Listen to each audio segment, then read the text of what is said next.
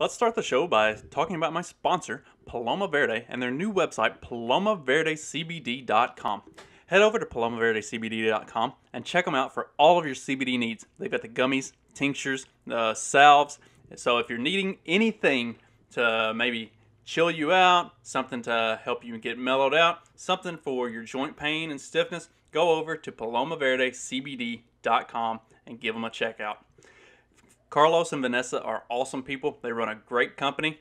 And if you enter the promo code FACTS at checkout, you'll get 25% off your order. Plus, any order over $75, you get free shipping. So, I don't know what you're waiting for. Head over to palomaverdecbd.com and check them out. Let's start the show. This episode will be completely taken out of context. Welcome to the Fact Check This podcast. All right, Fact Check This podcast, and not going to talk about anything even remotely fun today. I'm pretty sure I said that on the last episode, but you may not have believed me. So today, we're going to talk about the Civil War. Yay! Everybody loves the Civil War, right? It is not a controversial topic in any way at all. Everybody is in complete and total agreement. And so we can just move on and talk about it like, civilized adults. Maybe. Or not. And, the fun thing is, I don't delete anything. Like, unless there's just like egregious typos and I can't take it because I am kind of OCD. I don't delete anything. So if I post something that somebody doesn't like and thinks is offensive, that's your fucking problem, not mine. Like, it's not my responsibility to worry about what offends somebody else. If you're offended, then block me. Don't follow me. Whatever.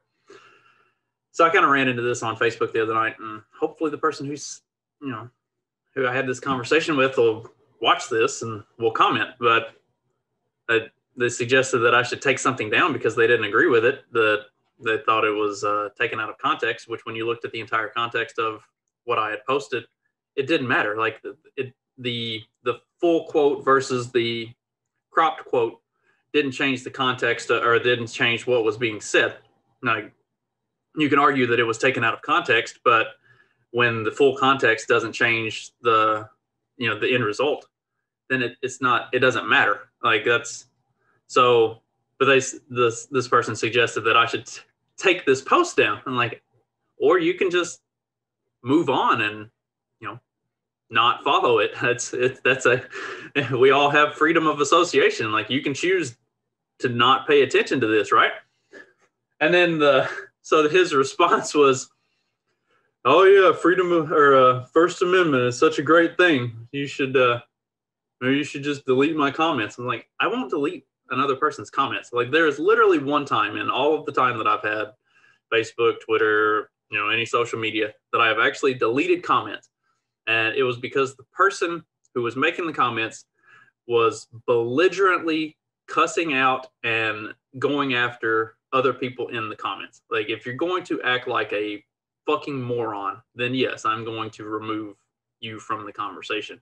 But as long as people are having a conversation, then cool. I'm not going to delete your comment because I don't agree with what you say. Like that's the whole purpose of, posting some of this sort of stuff is to get people having those conversations. If I remove comments, then that takes away from the whole purpose of doing it to begin with, and the conversations aren't had. So anyway, moving on. Today we're going to talk about the Civil War, and I'm going to stay away from some things, like specifically, I'll get in a little bit with the Robert E. Lee versus Abraham Lincoln type stuff, but I kind of wanted to focus on like what really started the war, because there's all this, like, it has been propped up as it was a war about slavery, and by Lincoln's own admission, I mean, so the quote was, if I didn't free any slaves and could maintain the, you know, something to the effect of, and I'm not verbatim, if I didn't free any slaves and could maintain the Union, then I would do it. And the full quote is, if I could free all the slaves and maintain the Union, then I'd do that. Or if I didn't free any slaves and it maintained the Union, then I'd do that. Or if we left things exactly the way they are and it maintained the Union, then I would do that. So obviously taking the, if I could maintain the Union without freeing any slaves, I would do it, doesn't change the doesn't change the overall purpose of what Lincoln said in that quote. Basically he was saying he didn't give two shits about slavery. What he cared about was maintaining the Union. And that's what the Civil War was actually about. The Civil War got started because of tariffs. So see, at that time in the United States, the North was, I don't know, for all intents and purposes, it was very much in the same position that a lot of the more liberal states are now. It was spending too much money, not producing enough, and effectively going bankrupt. While the southern, more conservative states had extremely profitable agricultural businesses. They were doing a lot of it exporting. That was where the money was. And so the US government, being the brilliant entity that it is, it started imposing tariffs on imports, which in turn to try to raise revenues, which in turn was having a negative impact on the South's ability to export, because that's the way the tariff game works. You put tariffs on stuff coming in, well, the countries who are buying stuff from you start putting tariffs on your stuff. So then it makes it harder for them to export. While also at the same time, so they're putting all these tariffs that are harming the southern states and their abilities to export. They're also adding taxes to the southern states because that's where the income is. That's where the revenue is. So they're adding these extra taxes onto everything to try to earn money or raise money to prop up and support the North that's going fucking bankrupt. So that's where it all started. And that's really the thing that gets glossed over the most is it was about taxes. It was about tariffs. It was an economic policy position that created the war. And another problem that the South had in particular was because the North had these large population centers, the South had, they had their House of Representatives, but they were outnumbered. And there were also more northern states because, and this isn't rocket science. If you look at a map, you can see that the way the Northeast is clustered together, it's all these little tiny states that all have a whole bunch of people. And then as you go south, it's much bigger states, more spread out. So you not only do you have a higher number in the House because of the higher density population centers in the North, but you also have more representatives in the Senate because of just strictly the number of states in the North as opposed to those in the South. Like I said, not rocket science. Look at a fucking map. It's, very clear. So effectively, democracy was killing the South. That's the only way to look at it. Like the way it all shook out was, it's two wolves and a sheep voting on what's for dinner. The South did not actually have a voice. And because they didn't have a real voice, because they were so outnumbered in everything, both House, Senate, all of it, it didn't matter what their position was. It didn't matter what anybody voted on or said. They were going to get railroaded every time. And the federal government was going to continue to impose these tariffs. They were going to continue to raise these taxes. And they were going to continue to fuck the South over in every way that they possibly could, because that's where the money was. And without that money, the Union goes broke. And of course, this is, pre-Federal Reserve when paying your bills and not going broke was actually something that the government gave a shit about.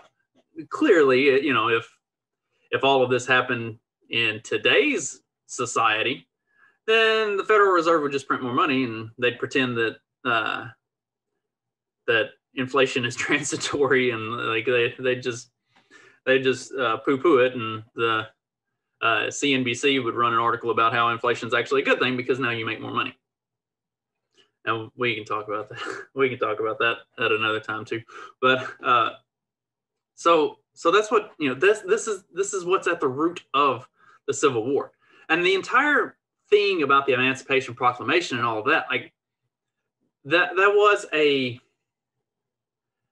was an important issue for the war, specifically in the North, because at that time there were some northern states that had freed all of the slaves, but there were also a lot of northern states that hadn't freed any. I think Maryland may have, fact check me on this. I believe, if I'm not mistaken, Maryland actually had per capita the most slaves of any state in the Union at that time. Like, and with no intent of like changing that. So this whole idea of the Civil War being about slavery was a selling point, because the war wasn't particularly popular in the North. Like, it's hard to get people to rally behind, but yeah, we need to go tax these Southerners more. We need to keep imposing these tariffs that are hurting their economy. The South decided to leave because we won't give them a say, and we won't actually listen to anything that they do say. These are not, you know, these aren't strong talking points in trying to drum up support to win a war.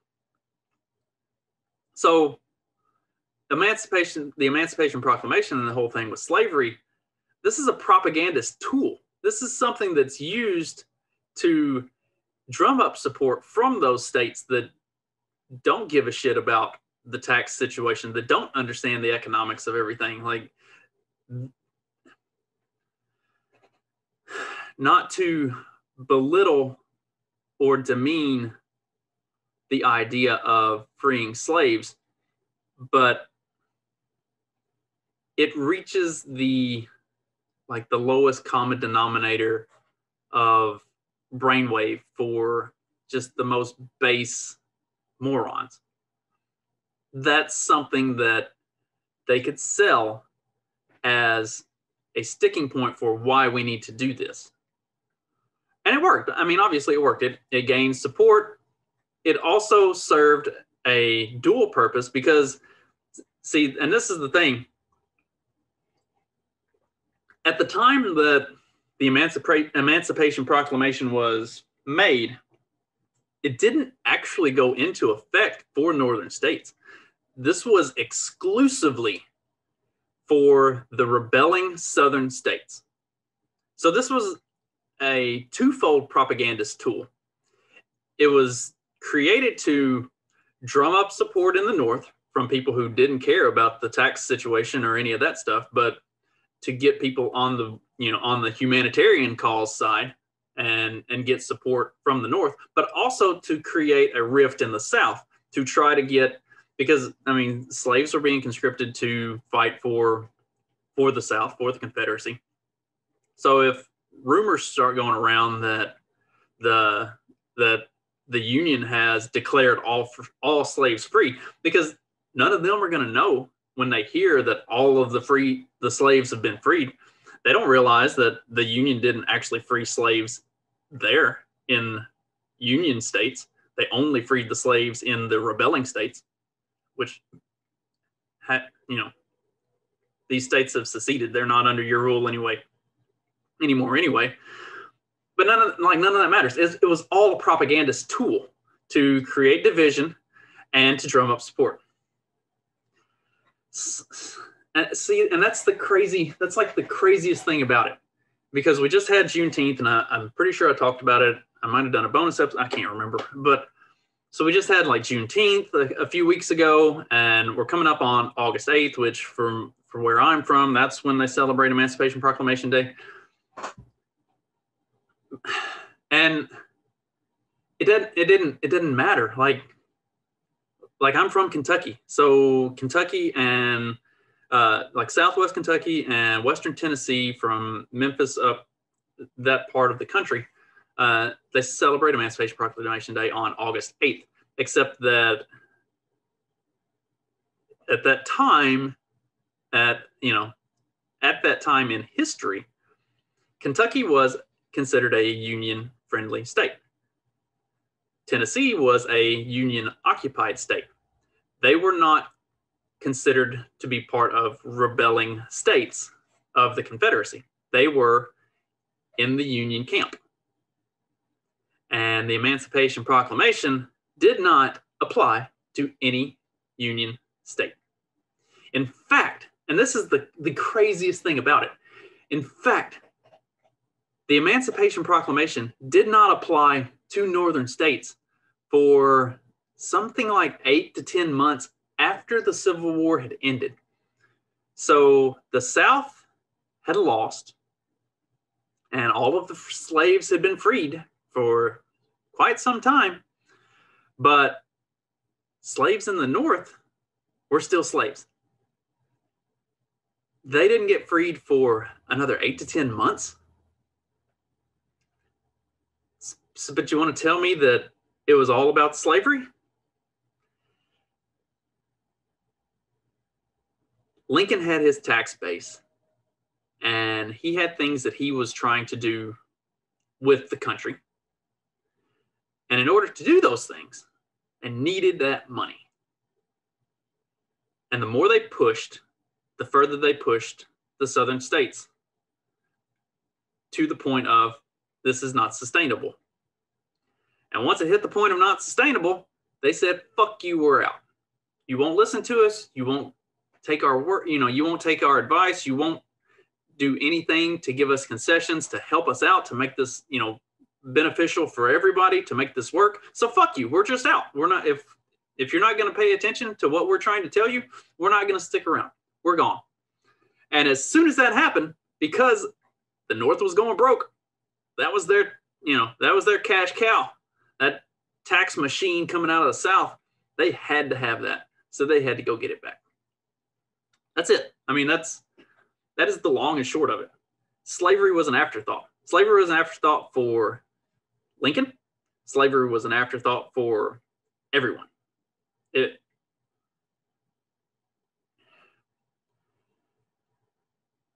Many of the founding fathers actually were in favor of abolishing slavery at the inception of the country, but because it was at that time considered such a foundational institution of kind of how the country was organized, it was one of those things that they didn't think it was viable to do. Like Thomas Jefferson and several of the others, like they believed that it should be abolished, but they didn't see a path to doing it. And honestly, like even if you look at it, if you really look at it, like post Civil War and in Reconstruction and all of that stuff, the way that they did it, it was not good. It did not set things up well. And there's a major criticism, to get back to kind of what got this started. A major criticism of Robert E. Lee has been that like he didn't support the idea of slaves, of the freed slaves having the right to vote. And that's like, you can criticize that on its face, but you have to look at the context of that, getting back to that context thing. Because in this case, context does actually matter. Because if you look at the entirety of why he didn't think the slaves should be allowed to vote, it was because they had not been receiving proper education. Like they didn't understand how any of the stuff worked. Like he wanted if you're going to be a part of a voting base, you need to be an educated, knowledgeable, understanding voter base. And Robert E. Lee very, very adamantly was a supporter and proponent of educational systems for the freed slaves so that they could get to that point. Like that was a major part of the quote where he says he doesn't think black people should be voting, that the freed slaves should be voting, was yet. He didn't think they were there yet, that they needed to have time to learn and to get to that educational level that they understood what was going on in the country and how everything worked, so that they could be a knowledgeable, educated voting base and be a, have meaningful contribution. And you can look at that however you want. Everybody or anybody who's listened to this show for more than a couple episodes, one of the big things that I think is that we should be much more restrictive on our voter laws. Like, everything about voting should be extremely restrictive. You shouldn't just let every dumbass be allowed to vote. Like, there should be an educational level. There should be an understanding and a knowledge level that you have to be able to verifiably prove that you know what the fuck is going on. Because if you don't, then you have a dumbass voting base like we have right now that doesn't know shit. Like, I would almost guarantee you 98% of people who voted in the last election do not know a single goddamn thing about any of the topics on any of the bills that have been passed over the last 2 years. None whatsoever. They don't know any laws in their own state, in their own county, anything. And they don't want to. They don't fucking care. So, Robert E. Lee was right. Like, there needed to be more education for those people before they could vote. And all of this, I've kind of derailed here at the end, but like, I think I pretty thoroughly wrapped it all up into a nice little, concise episode here. What caused the Civil War? And what role did slavery play in it? And if I'm wrong on any of this, if you disagree with me, please, by all means, say so. Like, let's have a discussion about it. Let's have a conversation. Let's argue about it. I am willing to argue with anyone and defend my positions. Like, tell me why I'm wrong. My mind can be changed. But like, I've done a decent amount of research, and if you really want to look at it, like if you really want to dig deep into this stuff, go to check out Ryan Dawson. It's dawsontime.com. He deep dives into all things Civil War, like everything leading up to it, everything after it, all through Reconstruction, like everything. And it is super in depth, like way more than what I could do in a 15-20 minute episode. I mean, he goes hours and hours and hours and hours, and it's excellent content. But like, do some research for yourself, not just what the history books tell us, because revisionist history is rampant in this country. Go check out dawsontime.com, learn a little bit, and come argue with me about it. Tell me what you think he's wrong about. Like, provide proof. Show me something that proves that the Civil War was actually all about racism and not about tariffs and taxes. I'm open to it at any time. And if you choose not to do any of those things and you just want to listen to an episode, well, I'll be back next Monday to talk about, who knows? We'll figure it out between now and then. I might actually talk about, since I did bring up Maryland in this episode, I might talk about Maryland and their impressive June numbers of only unvaccinated people died of COVID, because we're all believing that bullshit. But in the meantime, hope you have a good rest of your week.